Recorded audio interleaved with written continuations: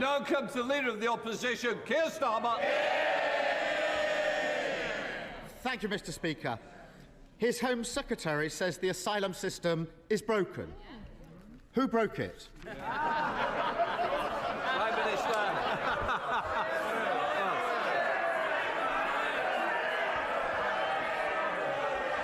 Well, Mr. Speaker, let's just we can look at the record on migration policy.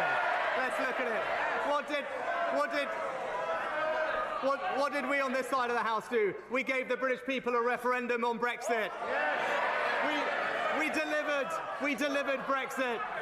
We ended the free movement of people, Mr. Speaker. That's our record on migration policy. It's not something the honourable gentleman supported. He opposed it at every turn, and it's not what the British people want. No one wants open borders on this side of the House. They've lost control of the borders on their side of the House. Mr. Speaker, four Prime Ministers in 5 years, and it's the same old, same old. He stands there and tries to pass the blame. If the asylum system is broken, and his lot have been in power for 12 years, how can it be anyone's fault but theirs? Mr. Speaker, people rightly want to see us getting a grip of migration in our borders. But look, let's look at the record. Let's look at the record. The right honourable gentleman, he voted against the Nationality and Borders Bill. He said he would scrap the Rwanda partnership. He opposed the ending of free movement of people. Look, border control is a serious, complex issue. But not only does the party opposite not have a plan, they have opposed every single measure we have taken to solve the problem. You can't attack a plan if you don't have a plan. We voted against it because we said it wouldn't work, and it hasn't worked. He says he's getting a grip, he's got a plan. So let's have a look at that plan. The Rwanda deal was launched in April. It cost the taxpayer £140 million and rising. The number of people deported to Rwanda is 0. Since then, 30,000 people have crossed the channel in small boats. It's not working, is it? He hasn't got a grip. Mr. Speaker, we on this side of the House are clear that we want to defend our borders.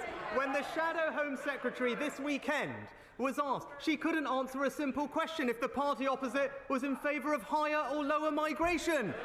It's that simple. The Home Secretary and I, when it comes to tackling on migration, reducing migration, we are on the same page. That party's policy, it's a blank page, Mr. Speaker. Mr. Speaker, blame others, deflect, attack on something else. So much the new age of accountability. Of all the people who arrived in small boats last year, how many asylum claims have been processed? Prime Minister. Mr. Speaker, we do need. Mr. Speaker, not enough is the answer, very straightforwardly. Not enough. And that's what we're going to fix. But the honourable gentleman raises this question. What are we doing? We've increased the number of processing officials by 80%.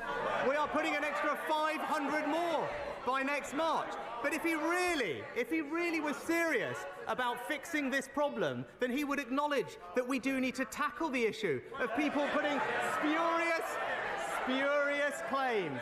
Spurious, repeated, last-minute claims to frustrate the process. That's how we'll tackle the system.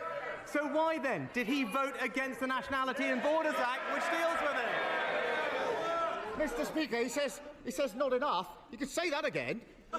It's 4%. 4% of people arriving in small boats last year had their asylum claim processed. According to the bookies, the Home Secretary has a better chance of becoming the next Tory leader than she has of processing an asylum claim in a year. And he talks about numbers. They're only taking half the number of asylum decisions that they used to. That's why the system is broken.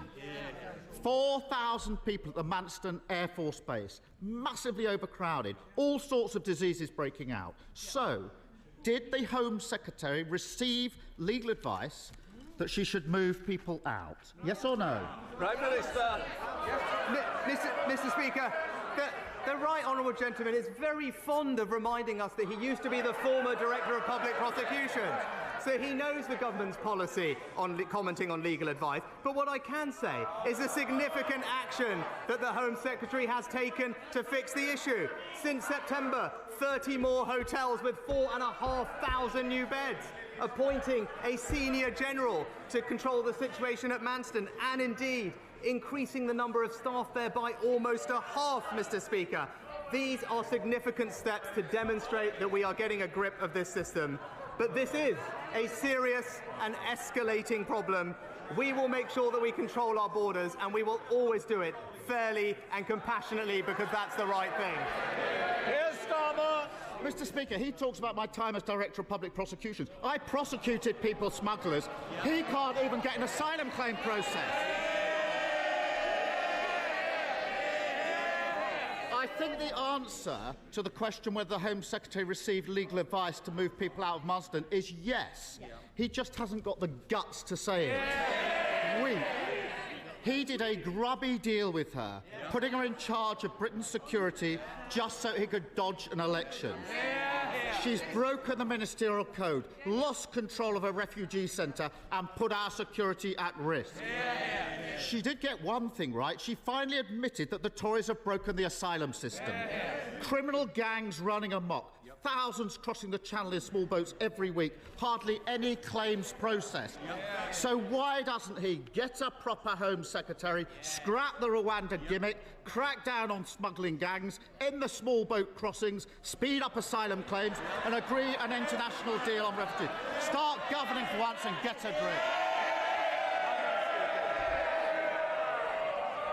Mr. Speaker, the right honourable gentleman. Front rows. Can we just calm it down a little? I do want to hear the replies. You're covering your mouth's not helpful to me or you. Come on, Prime Minister. Mr. Speaker, the right honourable gentleman rightly raised the topic of national security, because it is important. But this is the person who in 2019 told the BBC, and I quote, "I do think Jeremy Corbyn would make a great Prime Minister." Let's remember, Mr. Speaker, let's remember that national security agenda, abolishing our armed forces, scrapping the nuclear deterrent, withdrawing from NATO, voting against every single anti-terror law we tried, befriending Hamas and Hezbollah. He may want to forget about it, but we will remind him of it every week, because it's the Conservative government that will keep this country safe.